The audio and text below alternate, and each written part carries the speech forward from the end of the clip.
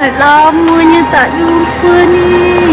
Dengan segala beban pikiran yang ditanggung oleh Hamidi atas ulah yang ia lakukan, berangkatlah ia ke lorong pada malam itu dan kebetulan bertemu dengan Mona.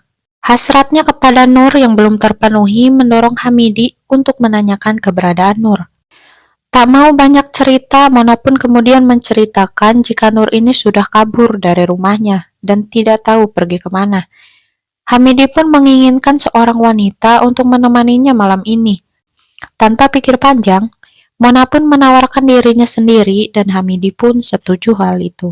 Hamidi lantas membayar Mona dengan sejumlah uang yang ia rasa bayarannya lebih mahal daripada sebelumnya. Secara mendadak, Hamidi ini membahas tentang dosa dan menanyakan adakah keinginan Mona untuk berubah.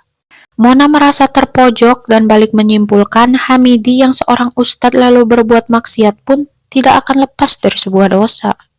Hamidi tak terima karena ia menilai hidupnya sudah tersusun sedemikian rupa dan akan bertobat ketika tua nanti, hingga jika dia mati dosa-dosanya pun sudah terhapuskan. Ditambah lagi ia beralasan mendatangi lorong dengan terpaksa bukan karena niat. Hingga jika bertobat pun Tuhan akan mengampuni. Lantas perkataan tersebut pun malah menjadikan Mona dan Hamidi bertengkar. Saat keluar dari rumah Mona, Hamidi ini menemukan selembar brosur pinjaman. Lantas ia pun girang, langsung menghubungi nomor yang tertera di sana. Bergulir ke cerita lain, kali ini ayahnya Hadijah ini mencoba kembali membukakan hati Hadijah. Dibahaslah masalah Adam yang baru ia temui di masjid. Kali ini Hadijah meminta supaya ayahnya tak lagi membahas tentang Adam, karena dirinya amat terluka dengan ucapan Adam yang mengatakan bahwa perasaannya tak sama seperti perasaan Hadijah pada dirinya. Paling Dinja sayang selain daripada papa cuma Adam je pak. Kepulangan Datuk Haji dan Adam pun disambut dengan keheningan. Ibu Haji pun berlaku cuek pada suaminya dan tak mau menyiapkan makanan untuk Datuk Haji. Datuk Haji pun merasa tersinggung atas sikap Ibu Haji. Di sisi lain, Ibu Haji pun tak terima atas sikap Datuk Haji yang tak mau mendengarkan pendapatnya itu. Teringat pula segala perjuangan Adam sampai mendapatkan Nur di titik ini. Adam pun merasa sangat bahagia. Dua kebahagiaan yang bertolak belakang jika dibandingkan dengan perasaan orang tuanya. Nur pun tak luput berdoa untuk segala kebaikan keluarga barunya itu. Tak lupa juga ia memohon supaya Tuhan melembutkan sikap dan hati ibu mertuanya. Nur pun kemudian berikhtiar mengambil hati ibunya itu dengan menghidangkan makanan yang ia masak.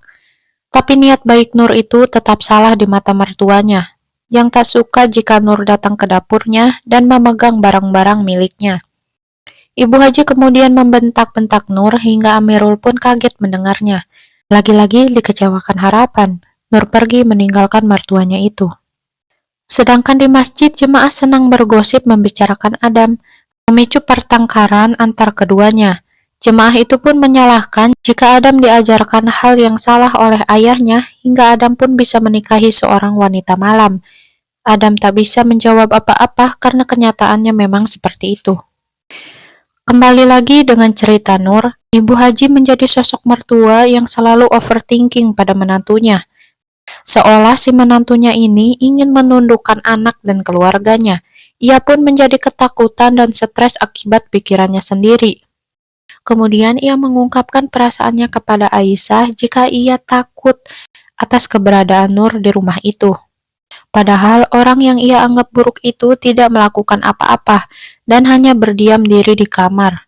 Nur pula dipojokkan oleh Aisyah yang sikapnya selaras dengan Ibu Haji. Aisyah sangat menunjukkan ketidaksukaannya pada Nur, sampai menuduh menggunakan ilmu hitam untuk menikah dengan Adam. Aisyah juga menuduh jika Nur ini menjadi penyebab ibunya menangis dan juga bersedih serta ketakutan. Lantas Nur pun diusir oleh Aisyah dan memintanya untuk pergi tanpa menunggu Adam.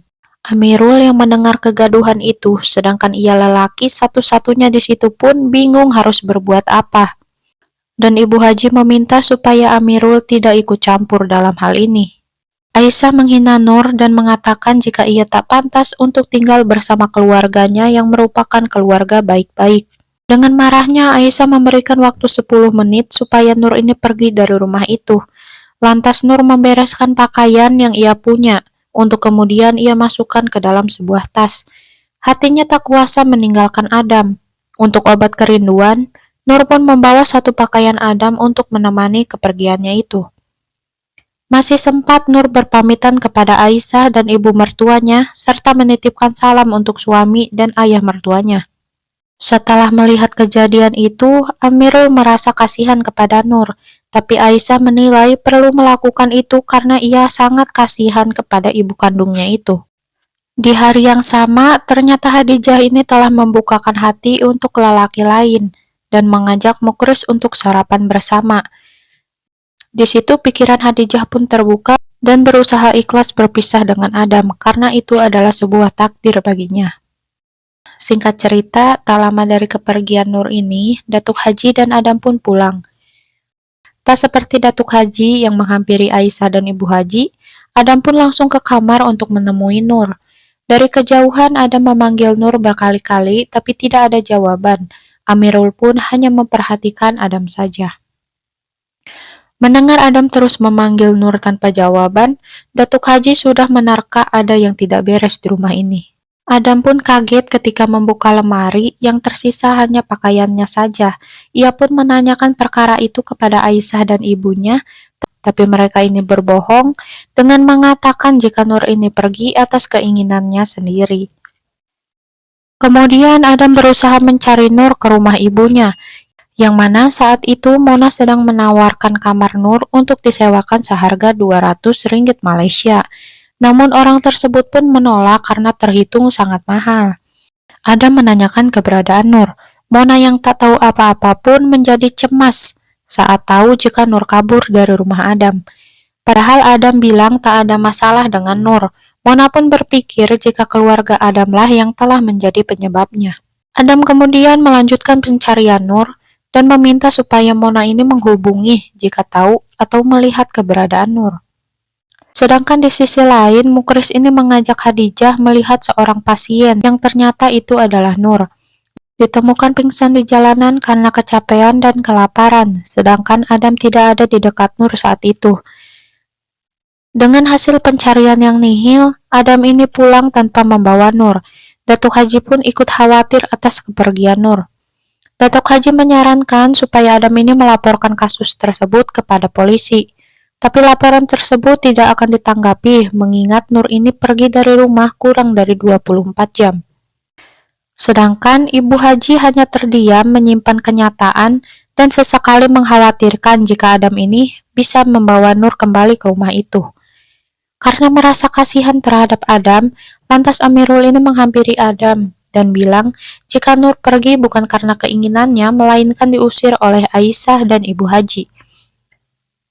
Bagaimana kelanjutannya ya? Coba kita saksikan di episode selanjutnya. Jangan lupa tonton.